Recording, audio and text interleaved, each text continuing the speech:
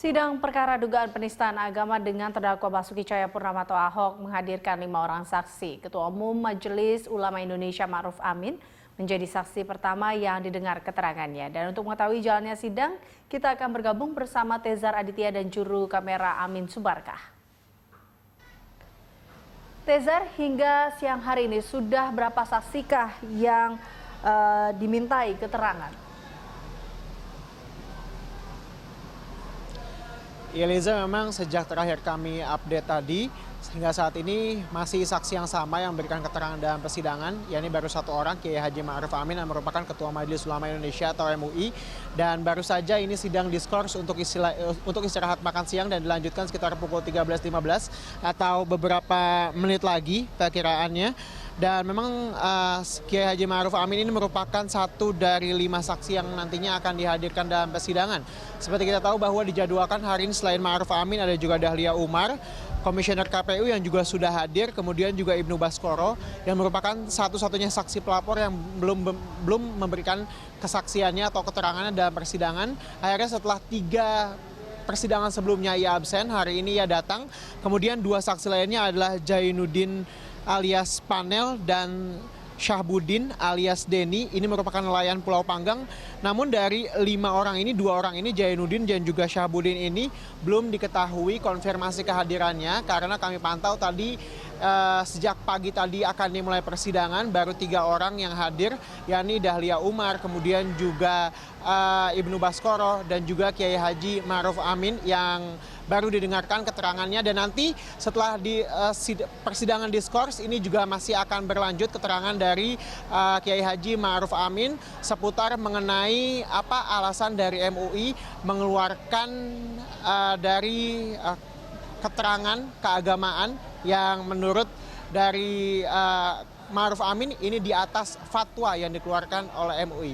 Demikian Eliza. Ya, Tezar, sejauh ini adakah fakta-fakta baru yang diberikan oleh saksi? Ya Eliza, memang dari tadi pertanyaan kepada Ma'ruf Amin ini masih terkait dengan apa dasar dari MUI mengeluarkan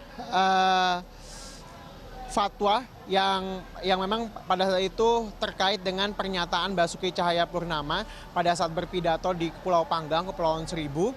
Dan jika tadi sudah ada majelis hakim yang menanyai Ma'ruf Amin, sebelum diskors tadi memang penasehat hukum dari Basuki Cahayapurnama juga diberikan kesempatan oleh persidangan menanyai terkait dengan hal yang sama kepada Ma'ruf Amin. Ada beberapa poin yang kami catat.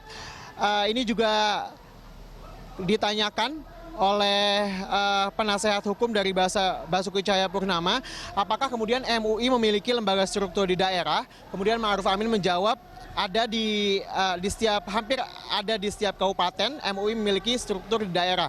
Yang kemudian ditanyakan lagi oleh penasehat hukum dari Ahok, yang membentuk MUI di daerah itu siapa?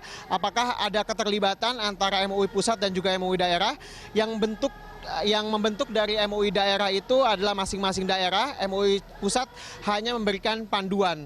Kemudian ditanyakan juga apakah kemudian ada tim MUI pusat yang datang ke Kepulauan Seribu pada saat Ahok berpidato. Setelah kemudian Ahok menyampaikan pidatonya, Ma'ruf Amin mengatakan ada tim yang melakukan investigasi atau menyelidiki kejadian tersebut di Kepulauan Seribu. Kemudian penasihat hukum juga menanyai apakah kemudian MUI pusat tidak memerlukan klarifikasi atas pidato Ahok terkait dengan konteks atas apa ia berbicara pada saat itu menyampaikan pidato yang menyinggung soal Al-Maidah ayat 51.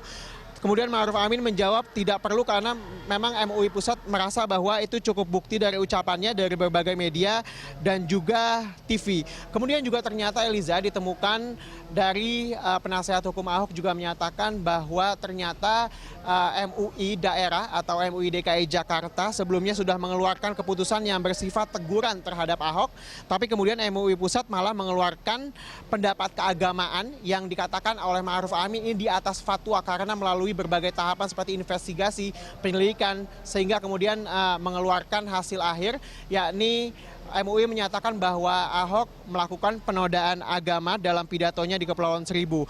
Kemudian kuasa hukum Ahok juga menanyai kenapa kemudian alasan jika kemudian sudah ada teguran dari MUI DKI Jakarta, kenapa kemudian MUI Pusat malah mengeluarkan pendapat keagamaan.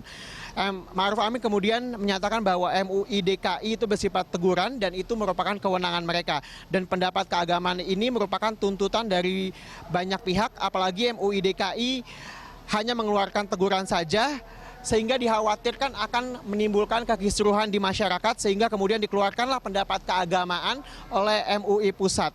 Demikian Eliza, ini merupakan fakta-fakta yang masih bergulir hingga saat ini. Kami masih akan menantikan apa saja nanti keterangan-keterangan yang ditanyakan kembali. Saat ini nanti setelah persidangan ini dimulai kembali, ini kemungkinan akan jaksa penuntut umum yang akan menanyai terkait dengan keterangan Ketua MUI Ma'ruf Amin ini.